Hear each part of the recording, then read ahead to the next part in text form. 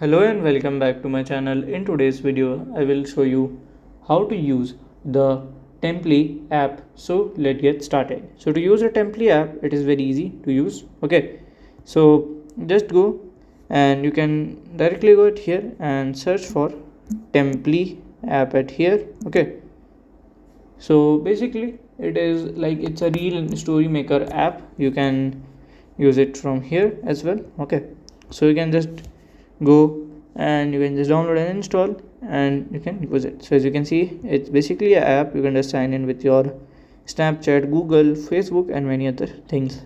So you can just go, you can make your reels and you can go viral, and it is a very good app similar to your Insta shorts and other things. So if you find this video helpful, make sure you like, subscribe and share the video.